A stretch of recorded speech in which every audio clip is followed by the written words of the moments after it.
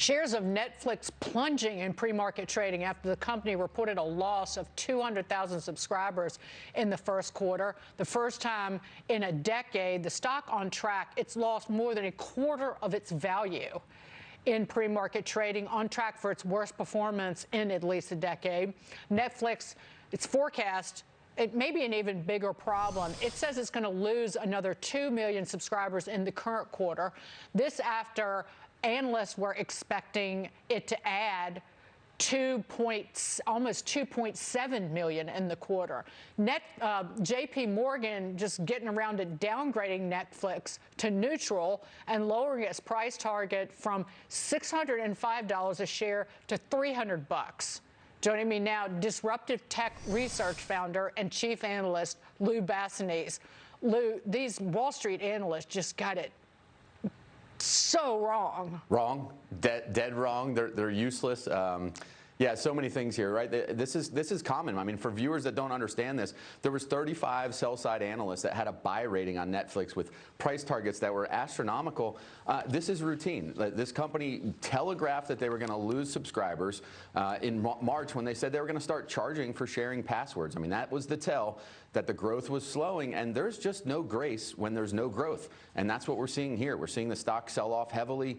I think it's down about 65% in the last 4 months alone, and there's probably another 20 to 30% downside if you take out user growth. You got some really scary fundamentals. You got soaring content costs, you got a high debt burden, increased competition, and worst of all, you got a consumer who's really strapped in their wallet, right? So gas prices, food prices climbing, and we all have way too many streaming services. I mean, I tried to think before we came on how many I have, and I can't even list them off. I mean, it's at least 4 or 5. It's just insane that we're paying for all this now. Right, and Netflix raising prices for the first time since 2020 at the same time that inflation is soaring. So way to chap and chafe your existing customer base. And then it turns around and blames password sharing. Password sharing is the new bad weather, I suppose. Yeah, well, it gets even worse, right? CEO Reed Hastings was adamant for years they would never add ads to the platform, and now guess what? They're going to have a lower cost option that has ads, which defeats the entire purpose of streaming, right? That was the appeal in the golden days of streaming coming out, is that we could stream whatever we wanted and fast forward through ads or not have to view them at all. And now, basically, in the name of profitability, they're going to start bringing back ads. Right. That is absolutely going to impact the growth. Those analyst numbers and even the company's numbers for 2 million subscriber growth dropping, I think those are going to be conservative. You got a lot more bleeding coming here, both from the stock and the business itself. So just to put an exclamation point on this, that Netflix is going to end the first half of the year with 7.8 million fewer subscribers. So almost 8 million fewer subscribers than Wall Street was expecting. Were they not watching the garbage on Netflix? Because again, it's really hard to find anything that's worth watching for the price. I mean, you got to do the cost-benefit analysis. And I was saying earlier that Anatomy of a Scandal, which is like #1 on the service right now, is like a Lifetime movie with fancy British accents. It's terrible. And I'm sure they paid an ungodly amount of money for it. Come on, there's such a big audience for Lifetime and Hallmark movies. But no, I get it. What has happened is we've reached streaming saturation. There is too many content choices. You saw all these platforms get into original content, Netflix outspending them all, and it's just too much to consume. I think you've hit peak streaming where the consumer really can only have, right now, the latest Nielsen data is 65% of consumers have 3 streaming services or less.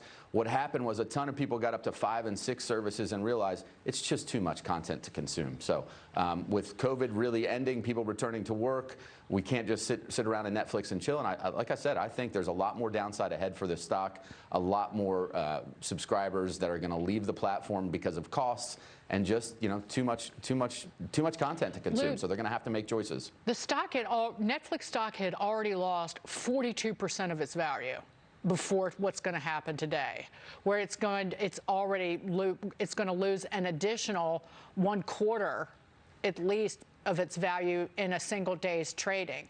What about the other streaming giants? Disney has a much bigger ocean that it swims in.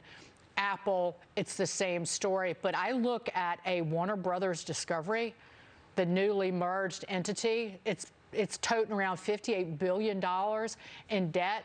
CNN Plus, a disaster in terms of misspent money. Where does Netflix story, what does it say about other streaming companies before we go? Yeah, no, it's a great question. Yeah, great question, Dick. And I think there's going to be a hangover effect, right? You're going to see this trickle into all the other streaming services. The most vulnerable ones are going to be the newest ones, right? Because you're competing for a smaller and smaller available budget from the consumer. So CNN Plus, absolutely doomed. I think you're starting to see those headlines now. Debt burdens with rising interest rates. Any content providers and streaming platforms that have high debt are really going to be struggling because they're going to have to pay more to service that debt in the years ahead. So again, I think you're going to see a lot of consolidation in this space. We're going to go from 7 or 8 mainstream platforms to maybe 2 or 3 that really earn consumers money and their attention. I'll report back which ones I cancel, and it's going to be a lot of them. Lou, thank you so much. Good. Lou Basenese, always a pleasure. We'll be right back.